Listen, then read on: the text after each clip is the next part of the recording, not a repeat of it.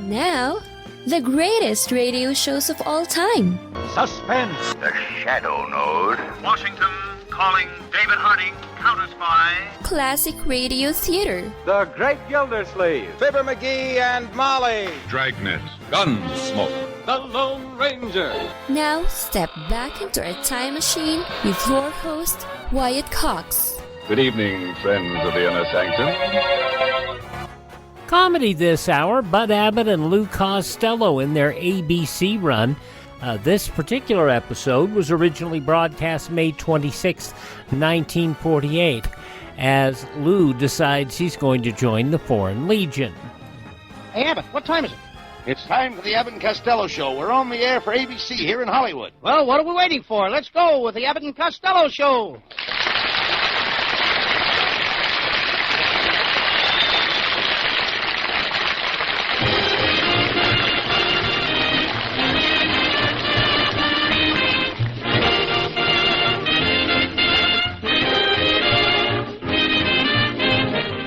It's the Abbott and Costello Show, produced and transcribed in Hollywood tonight for your listening pleasure, with Susan Miller and the music of Matty Malley. Hold on to your chairs, folks, for here they are, Bud Abbott and Lou Costello. Hey, Abbott!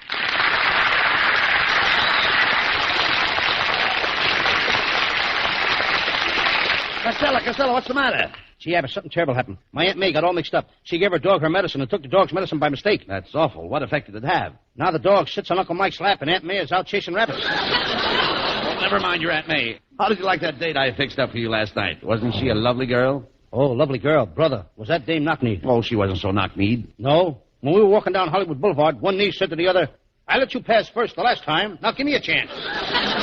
Well, did you have a good time? Well, first I took her to Sarah's for dinner. That cost $31. Then I bought her a box of chocolates. That cost $4. Then I took her to the movies. That cost $2. Then I took her home, and she slammed the door right in my face. She did? That's gratitude for you, after all the money she spent on me. Costello, running around every night with a different girl is no good. Someday, you're going to get in trouble. Not me, Abbott. When it comes to women, I'm smart. No woman has pinned anything on me since I was a baby. Costello, how could you be so stupid? Why don't you be more like me? Like you? Then who would tell the jokes? I mean, you should use me for a model. I'm a model man. A model man? That's what started the last fight between my Aunt May and Uncle Mike. He got mad because Aunt May called him a model man. Why did your Uncle Mike get mad? He looked it up in a dictionary and found out that a model is a small imitation of the real thing. What happened then? They really had a fight. They fought tooth and nail. Tooth and nail? Yes, Aunt May nailed Uncle Mike in a puss and knocked out his tooth.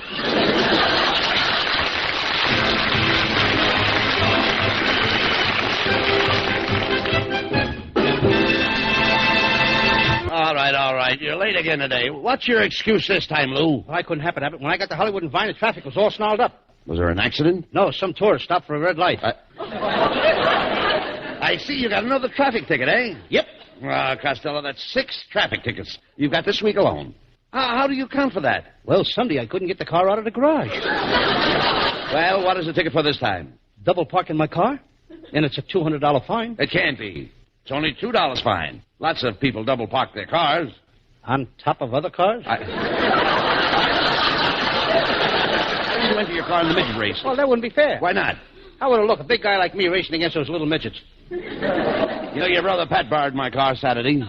There's really a fast car. Yeah, Pat let me drive your car. I turned off the road and cut right through the farm. I was driving so fast that I went past the beans and corn and looked like succotash. How fast were you going? 80 miles a minute. You mean 80 miles an hour? I mean minute. That car of yours won't go an hour. You idiot. You had no right to drive my car through a farm. I had to have it. If I drive it down the road, I'd pass a junkyard, and every time I do that, the car would stop. Why? It gets homesick. Now, look, that car is in great shape, Costello. If you drove that car into a race, you'd go like thunder across the finish line. Thunder is right. Every time I start the motor, the windows fall out of the house across the street. No, that's ridiculous. That car's in fine shape. Why, I haven't paid a dime on that car for repairs in 10 months. That's what the repairman told me. He said you were a deadbeat.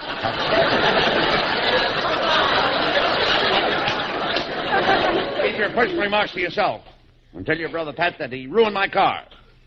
When he brought it back, the engine was smoking. Well, it's old enough to smoke. What do you want it to do, chew tobacco? Never mind that. I had some new tire covers in that car, and they're gone now. Those tire covers were no good, Abbott. I put them on the tires. They didn't last 10 miles. Costello, you are an imbecile. Oh, Boulder! Now you made me say a bad word. What are you talking about? Boulder's a dam. Isn't that a bad word? Enough of this nonsense. See that my car's brought back to my house tonight. Oh, I don't think I can bring it back tonight, Abbott. This afternoon I took it out for a ride and a big truck tried to beat me to the intersection. What? Now, wait a minute. Don't tell me you ran my car into that truck. No. Well, thank goodness for that. The truck ran into me. I'll sue the owner of that truck. Who owns it? What does the truck look like? Well, it was a big, bright red truck with a lot of brass on it. There was a long ladder on it, and there were 6 fishermen in it. Fishermen? 6 guys with rubber coats and hats. Brother, were they zooming along. You idiot, that was a fire truck, and they were firemen going to a fire. From now on, you stay away from my car and stay away from my house. You ain't got any house. That's where the fire was. This is terrible. You wrecked my car, then my house burns down. Oh, it's a lucky thing I still have some money in the bank. You ain't got any money in the bank either. What? While everybody was watching a fire at your house, the bank was robbed. Well,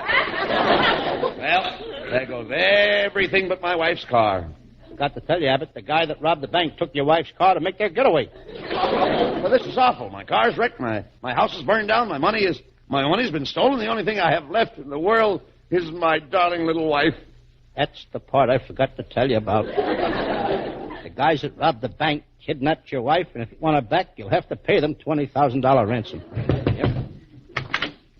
Hey, which one of you guys is Bud Abbott? I am. Well, I'm the guy that kidnapped your wife. Now, look, mister, I haven't got $20,000. You want your wife back, don't you? Oh, yes, I do, but I haven't got $20,000. Well, you have now. What do you mean? Listen, me and my partners talked it over, and we're willing to pay you $20,000 to take her off our hands.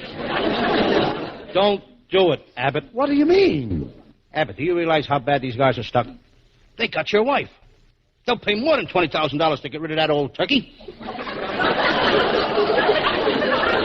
Now, let me handle this.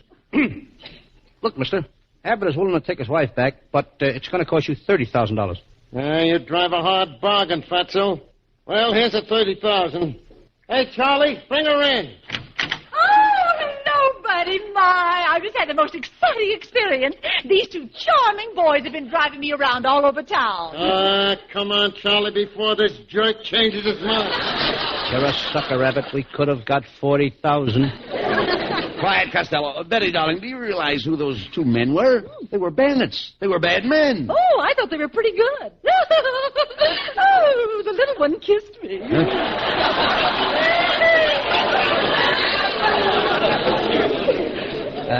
Mrs. Abbott, how could a little short guy like that kiss a big, tall woman like you? I boosted him up on a chair. Oh, no, what do I say? How dare you? Costello, how can you suggest that my wife would stoop to kiss a bandit? She didn't stoop, Abbott. She boosted him up on a chair. Oh, you insignificant imbecile. Mrs. Abbott, when you call me that, smile. Why? I'd like to hear the wind whistle through your teeth. Costello, I have beautiful teeth. Yes, one upper and one lower. They ought to get together someday for lunch. Now, cut that out, Costello. My wife has had a very tough day. Our house burned down, and she was kidnapped by bandits, and you're picking on her. Why? Why do you continually insult my wife? Oh, I'm a bad boy. I'll say you are a bad boy, and it's all because you wasted your time in school. I didn't waste my time in school, Abbott. We were so poor we went to school without any shoes. And the kid that sat next to me, his father was a millionaire. I worked hard, and he didn't. I graduated, and he failed and was expelled. I never saw him again until last week. Do you know what he is today? A bum, huh? No, a millionaire. His father died and left him all that money. Costello, I don't know what the future holds for you. Oh, maybe I can help him, Bud. Here, Costello, let me see your hand. I'll tell your fortune. Okay. My. What an interesting hand. Oh, this line tells me that you have 6 children. I ain't even married. You'd better get that line fixed. Oh, now let's see. Oh, yes, this is your lifeline. Oh, my. You'll live to be 28 years old. But I'm 33 now. Oh, how do you like that, Bud? He's been dead for 5 years and doesn't even know it.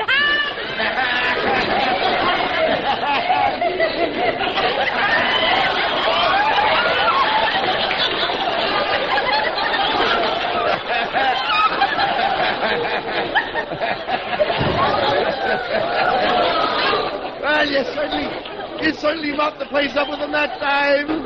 You know how to handle him, dear. Oh, you always mop up with him. You're the one that knows how to handle him. But I insist you mopped up with him today. You know how to handle him. Ladies and gentlemen, you had just heard from a couple of old mop handles. Oh, goodbye.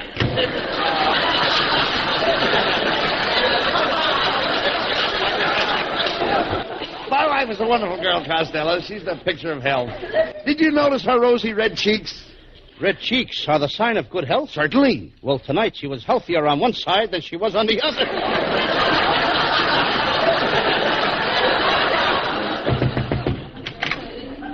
Pardon me, gentlemen. Which one of you is Costello? I am Lou Costello. The boys of the Legion have been listening to your program, Costello, and we have decided to make you a member of the Legion. Costello, do you realize what an honor this is? Ah, then you accept? You will join the Legion? Oh, sure. I'll be very, very happy to join the Legion. Good. Be at this address in an hour, and we will make you members. Goodbye. Abbott, you ought to be proud of me. Think of it. I'm going to be a member of the Legion. Someday I may be head of that Legion. I may even get to be a big politician. I can see myself now at the meeting at the Big Four. Me, Lana Turner, Hedy Lamarr, and Betty Grable. Wait a minute. What about Attlee, de Gaulle, and Stalin? Let them get their own girls.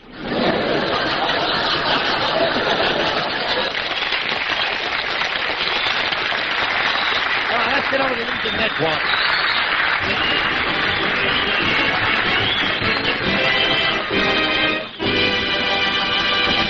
It's always a fun hour with Bud Abbott and Lou Costello.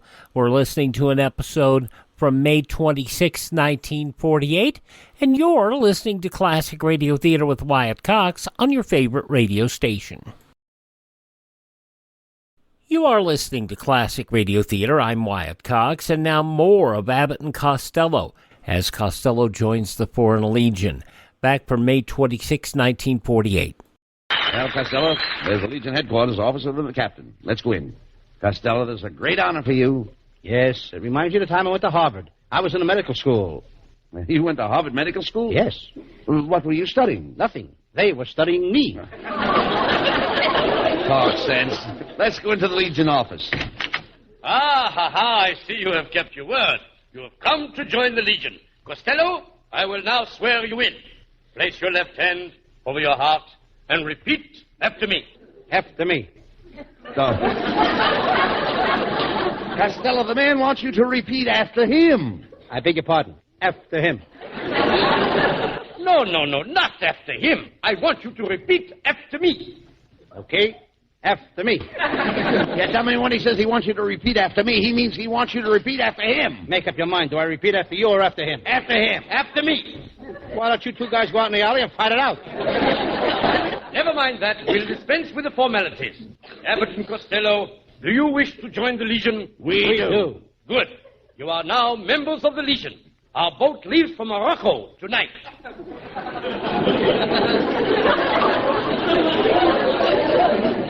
I didn't know the American Legion was having a convention in Morocco. What American Legion? You just joined the Foreign Legion. Get going.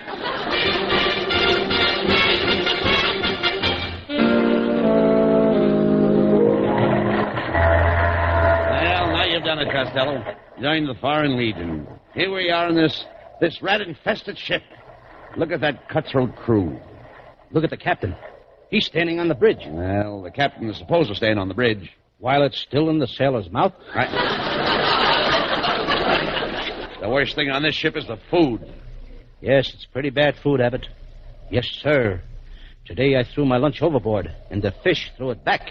Well, I hope the food will be better when we reach Foreign Legion headquarters. I heard the food they eat there will make you as tough as nails. What do they eat?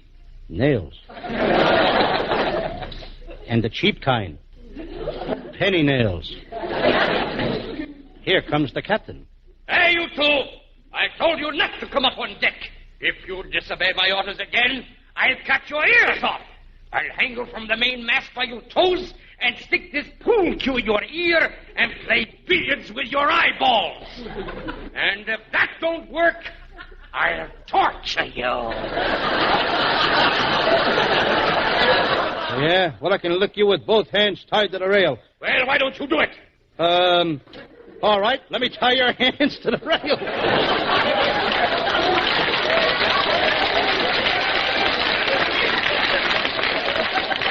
Costello, are you afraid of this guy?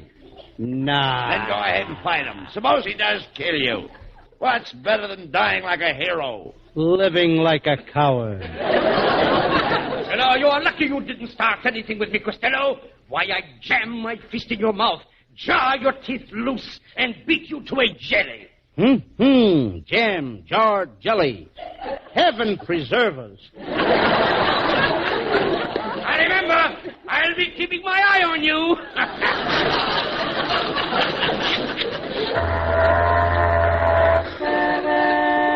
What was that? The ship must be going around the horn.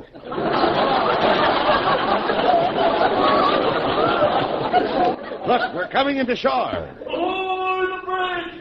Ship on our port! Ship on our stern! Ship on our bow!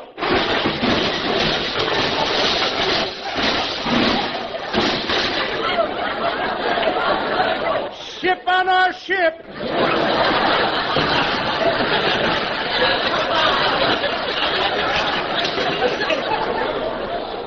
Come on, Costello. Come on, Costello. Nobody's watching us. Let's jump overboard and swim for shore. Quick, you jump first. Here I go.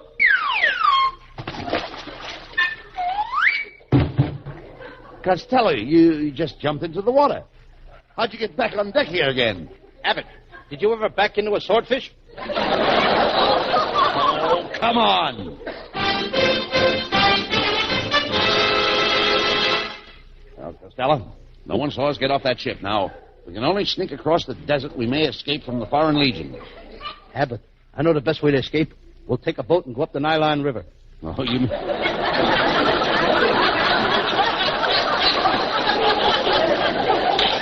Now, you mean we'll go up the Nile River? Nylon is something that goes on a girl's leg. Well, you go your way and I'll go mine.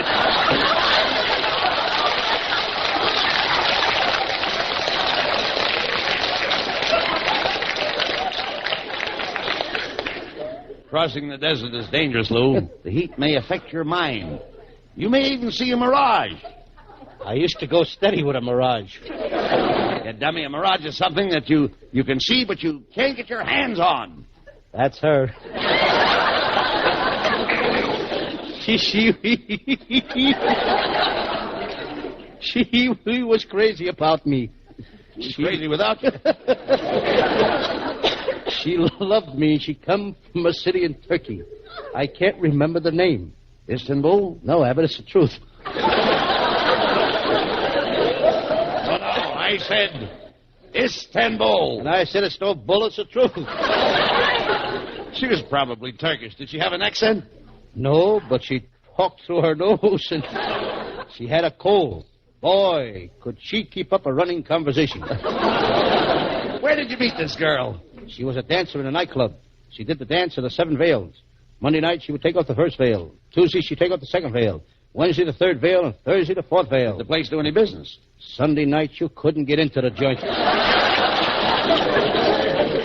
People couldn't wait till she took off that 7th veil to see the beautiful mink coat she wore under it. Oh, talk sense. Costello, there's no one around. Now, we've got to buy a camel and cross the desert.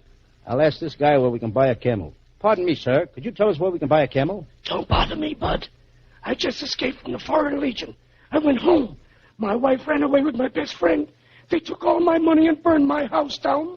If that happened to me, I would have cut my throat. Why do you think I'm whispering?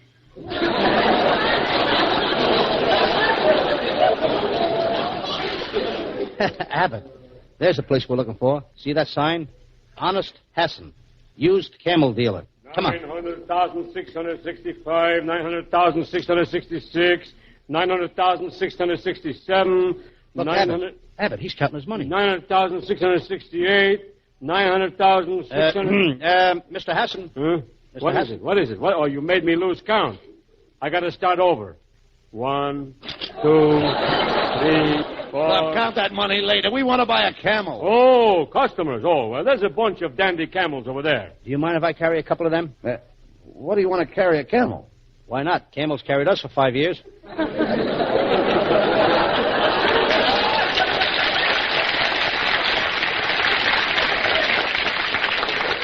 right, boys. What kind of a camel you want, huh?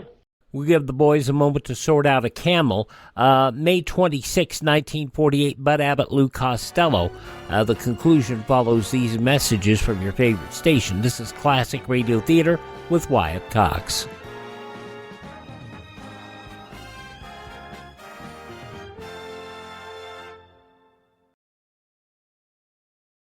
Just going to take a minute here to tell you about the big savings going on now, the clearance sale at MyPillow.com. And you know, I've talked about how in my office I have a pair of my slippers, and they're really comfortable, and they're on clearance right now. The MyPillow.com slippers, $25 a pair, limit 10. And I would buy 3 or 4 more pairs. Unfortunately, they're out of my size. They also have sheets, pillowcases, clothing items, all on special right now.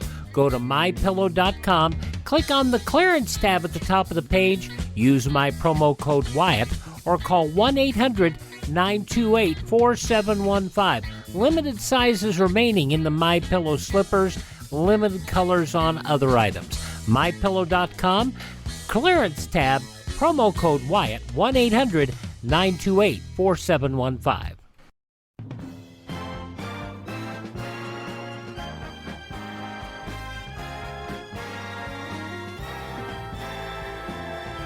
You're listening to Classic Radio Theater with Wyatt Cox. And now the conclusion of Abbott and Costello, May 26, 1948, as Costello joins the Foreign Legion, as we hear, what's his name say? All right, boys. What kind of a camel you want, huh? Would you like 1 hump or 2? 1 hump with lemon, please. Mr. Hassan, what is that camel over there? The one with the 6 humps. Oh, that's our station wagon model.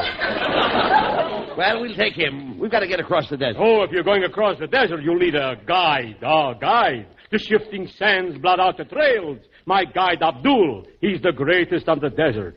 Abdul can find a trail buried under tons of sand. Abdul can find his way through anything. Good. We'll hire Abdul now. Sorry, you can't have Abdul now. Why? He's lost.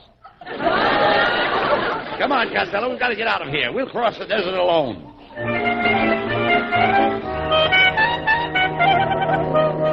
Abbott, we've been on this desert for 5 days. I can't stand it any longer. It's so hot. You go on without me.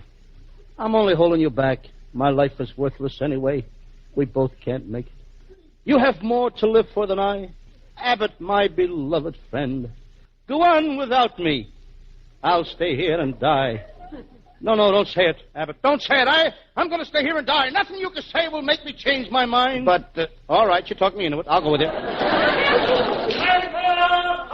Los Angeles Express. Get the 5-star final. Los Angeles Express. Hey. What are you doing out here in the middle of the desert selling the Los Angeles papers? Boy, did they give me a lousy corner.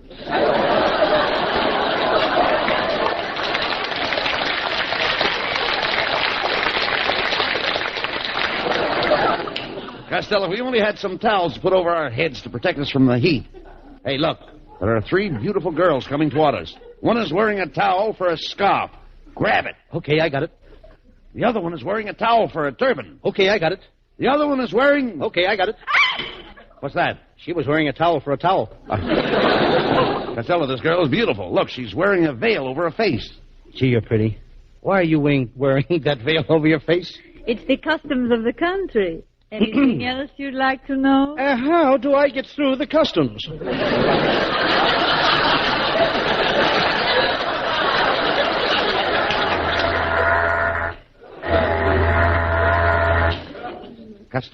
Costello, we did it. We've crossed the desert. Look, there's a boat. We're going back to America. We've escaped from the Foreign Legion. Come on.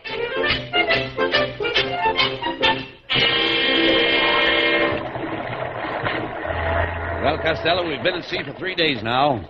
I wonder when we get home. I'll ask the captain. Hey, Captain, when does this boat get to America? This boat is not going to America. We are taking prisoners to the Foreign Legion. That did it, Abbott. I'm diving overboard.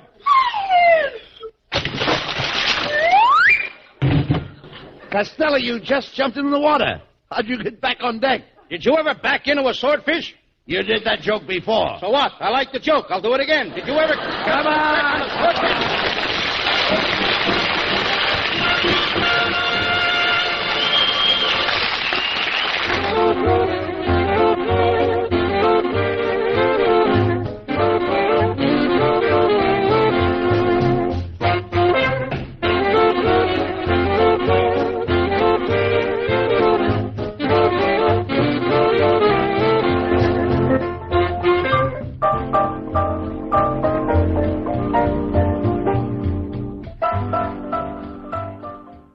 May 26, 1949, Bud Abbott and Lou Costello, here on Classic Radio Theater with Wyatt Cox. All right, now on Classic Radio Theater with Wyatt Cox, another episode of the 1936 syndicated mystery, Unsolved Mysteries. This episode is entitled The Trial of Oscar Slater.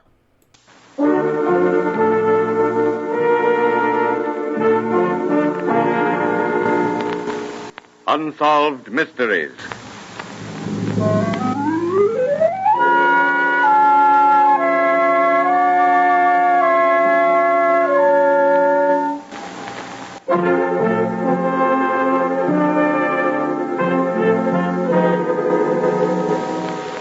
Out of deference to people who may still be living, character names in some of these unsolved mysteries have been changed.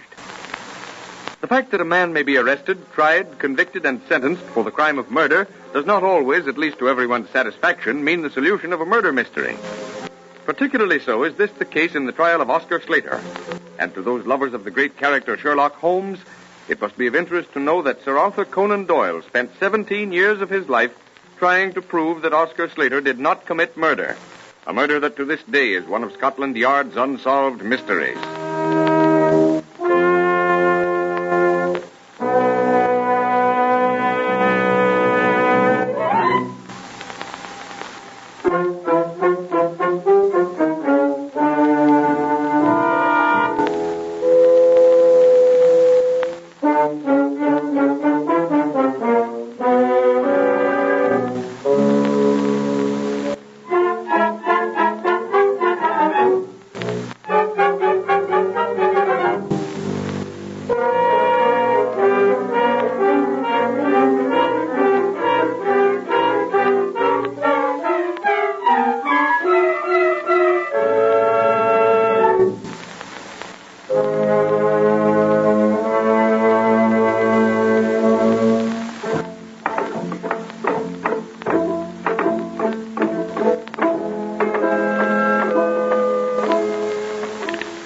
The scene is Glasgow, Scotland, the night of December 21st. Thick, soot-laden fog swirls along the dimly lighted streets. A fog so thick that it deadens even that roar of traffic which rises perpetually from Glasgow's teeming thoroughfares. Outside 15 Queen's Terrace, a street lamp throws a grayish-yellow circle on the damp pavement. But inside number 15 Queen's Terrace, an apartment house. What the deuce is that? Sounds as if it came from Miss Gilchrist. But Miss Gilchrist could hardly be making that noise. The servant Lambie could. I'm going up there. I don't like it. Oh, good evening, Mr. Adams. Good evening, Lambie. You weren't by any chance chopping wood or something upstairs? Oh, no, Mr. Adams. I've been down to the corner for the evening paper. Who's up there? Coming out of Miss Gilchrist's apartment. Oh, I don't know. I never saw him before. Let's go up there. I don't like the look of things. Oh, the door's open, and I left it closed. I don't see Miss Gilchrist in the living room. Oh. What is it? Oh, what is it? Look behind the dining table. Oh, is she dead? Yes. That man, the man we saw leave the room. Stop him! Stop him! Police! Murder! Stop that man! But the man had gone. All trace of him swallowed up in the rolling bank of fog. 15 minutes later, the police, the examining doctor for the Crown, and a detective inspector are on the scene of the crime. Now, Sergeant. Yes, sir. Have the boys check up every boarding house, hotel, everything, and find out every single person who has checked out in the past hour and from now on. Yes, sir. Anything else, sir? Check steamship passengers. Of course, sir. Pawnbrokers. Keep a lookout for pieces of jewelry such as you see in that photograph on the piano. That photograph of Miss Gilchrist. At once, sir. Finished, Doctor? Yes, Inspector. How did the murderer get in here? Both doors can only have been opened from the inside. Let the newspapers work that out. I'm a police inspector. All I want is the murderer. 24 hours later in the Glasgow Police Headquarters, the detective inspector sits behind a table going through the mass of information unearthed by his department. A sergeant of police bursts excitedly into the room, a piece of brown wrapping paper in one hand, a ship's sailing and passenger list in the other. Inspector, look here. What is it, Sergeant? Found this wrapping paper in a flat vacated late last night. Yes, what is it? It's from a jeweler, evidently used to wrap a watch or something about that size. Name on the label, Oscar Slater. Yes, go on. Slight build, nervous, foreign-looking. Fits a description of the murderer given by Lambie. Then this, the shipping list of the Empress of Calcutta. Third-class passage booked next day, the day following the murder. 2 persons, Otto Sando and wife. Oscar Slater. Otto Sando. Good work, Sergeant. I'll cable the United States and have the New York police hold Mr. Otto Sando for identification. The New York police arrested Otto Sando, who turned out to be Oscar Slater. A month later, the prisoner was shipped back to Scotland. And in May, in the High Court of Scotland, Oscar Slater was tried before my Lord Guthrie. The witness Lammy to the stand, please. You've been duly sworn. Yes, my lord. On the night of the murder, you saw the murderer leave Miss Gilchrist's room. May it please your lordship, I protest. The witness is not competent to judge whether or not the person seen leaving the murdered woman's room is or was the murderer. I'll put the question in this manner. You would recognize the person you saw leaving Miss Gilchrist's room? Yes, my lord. Is he in the court? He is, my lord. He is the prisoner. That is all. Learned counsel for the defense may question the witness on behalf of the prisoner. Thank you, my lord. Lambie, I wish you to be very careful in your answers. You say that the prisoner at bar is the man you saw leaving Miss Gilchrist's flat? Yes, my lord. How do you recognize him? By his features. Nothing else? I don't understand. In New York, you identified the prisoner by his peculiar walk. I'm reading from your deposition taken at that time. I recognize the prisoner by the peculiar walk. I did not see his features. I did not see his features clearly. And your identification today is more clear than of 1 month ago? That is all. You may stand down. Mr. Adams to the stand. You understand that the oath taken yesterday is still binding upon you? Yes, my lord. You saw the man the Crown contends was the murderer leaving Miss Gilchrist's flat? Yes, my lord. Is he in court? Yes, my lord. He is the prisoner. That is all. Your witness, counsel for the defense. Adams, learned counsel for the Crown has asked you definitely if the prisoner at bar is the man you saw leaving Miss Gilchrist. Do you swear positively and absolutely that he is the man? I'm a little nearsighted, my lord. I should not care to swear at this distance. Go to the prisoner. Look him in the face. He is on trial for his life. Much depends upon your answer. Will you swear that that is the man? My lord, to the best of my belief, this is the man. Defense thanks the witness for his fair-mindedness. He may stand down. May it please the court, the Crown rests its case upon the evidence presented. Then learned counsel for the Crown may address the jury. I thank his lordship. You have heard these witnesses swear that the prisoner, Oscar Slater, is the man seen leaving Miss Gilchrist's flat. I come next to the prisoner's guilty flight, for guilty it was. An honest man does not engage passage on a vessel in an assumed name, not after the hue and cry has been raised about a brutal murder. It is always a painful duty to plead with a jury to condemn a man to death. But in this case, I say to you, with every fiber of my being, that... As counsel for the defense, I say that the Crown has not even attempted to show how the prisoner attained entrance to Miss Gilchrist's flat. The door to the apartment house was locked with a spring lock. The prisoner had not any means of obtaining a key. Not only that, but the prisoner, supposing that he had obtained entrance to the apartment house, had no means of entering Miss Gilchrist's flat, unless she herself admitted him. And, gentlemen of the jury, Miss Gilchrist was found lying before the hearth in the dining room. She would have screamed long ere that had she been afraid. And I say to you, gentlemen of the jury, that that one fact alone clears the prisoner, because the murderer, gentlemen, was someone known to Miss Gilchrist, since she never would have admitted the murderer without protest. Gentlemen, I have finished. The life of a man, a human being, is in your hands. The jury may retire to consider their verdict. On such evidence, then, did the jury retire to consider a verdict. Both the police and the prosecution completely ignored the difficulty of the murderer's access to the murdered woman's apartment. But the jury was absent just 1 hour and 10 minutes, and now they are again in the jury box. Gentlemen of the jury, have you reached a verdict? We have, my lord. We find the prisoner as charged. Guilty. My lord, may I say one word? Will you allow me to speak? I think learned counsel for the defense should instruct his client. But if he insists, I shall allow him to talk. My lord, what shall I say? My father and mother are poor people. I come of my own free will from America. I come to defend my right. I know nothing about it. I come from America. I know nothing about this murder. Prisoner at the bar, you have been found guilty of murder. You will be taken from this courtroom to the place whence you came, and thence to a place of lawful execution, where you will be hanged by the neck till you be dead. Dead. Dead. And may God have mercy on your soul. But Oscar Slater did not hang. People who saw in the case a mystery not to be solved by the mere bringing in of a verdict of guilty appealed to the Home Secretary, and the prisoner's sentence was commuted to life imprisonment.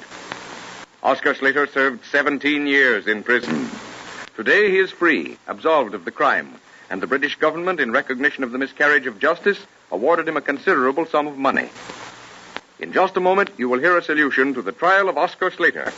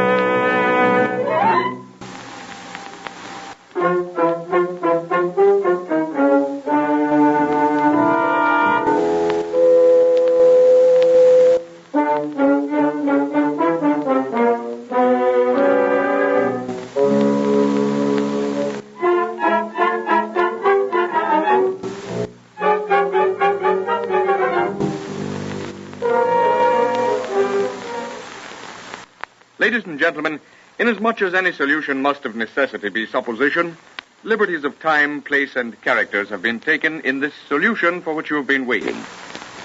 We return you to the High Court of Scotland, where my Lord Guthrie, presiding at the trial of Oscar Slater, sums up the evidence before the jury. In his lordship's summing up lies the solution as to how the murderer gained access to Miss Gilchrist's home. Order in the court.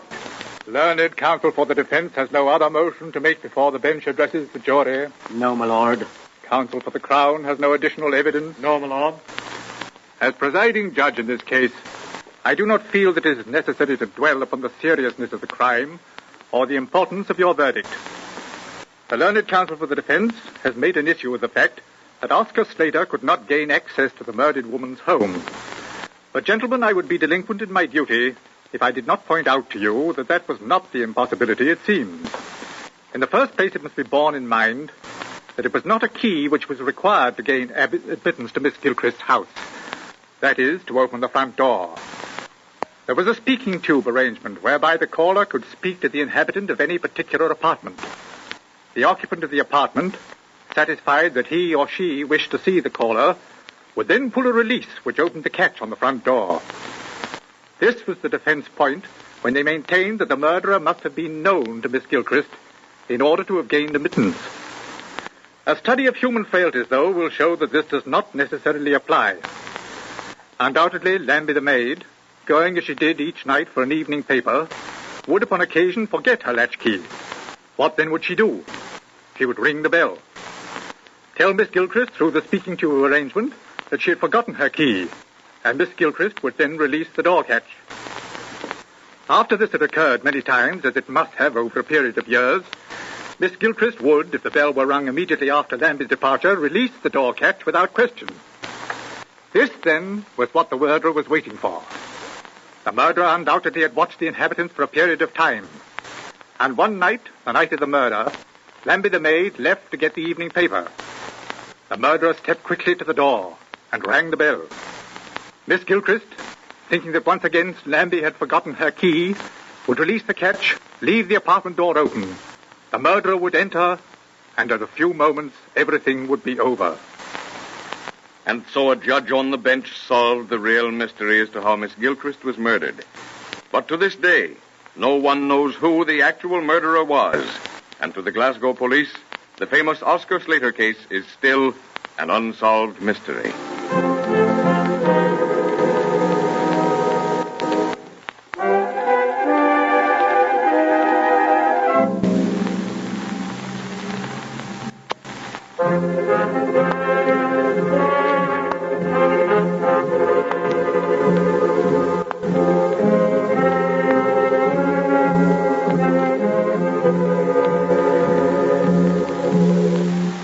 Yes, that music was where the commercials would go at the local station. From 1936, Unsolved Mysteries and the Trial of Oscar Slater, here on Classic Radio Theater with Wyatt Cox. Thank you for making us a part of your day. Please take a moment to thank this radio station and support their advertisers. It's their kindness and courtesy that allow us to be here each and every time we roll around on your favorite station. Are you a businessman? You want to bring nice people with money into your business or help you do business? Contact this radio station. They'll help you. They have advertising that'll help just about any business. If you're trying to advertise regionally or nationally, contact us through our webpage, classicradio.stream. That's classicradio.stream. Stream our shows, learn about building a classic radio collection of your own. You can contact me there, find our social media links, and if you want to support us, you can buy me a coffee. That Buy Me a Coffee money helps us acquire additional classic radio collections and helps us maintain our distribution channels. Many of you have done it, and we appreciate each and every one of you. That's at classicradio.stream, classicradio.stream. Thank you so much for tuning in. Please thank this radio station, support their advertisers, and as we always ask you, tell your friends the greatest radio shows of all time are right here at this spot on the dial. Classic Radio Theater with Wyatt Cox on your favorite radio station.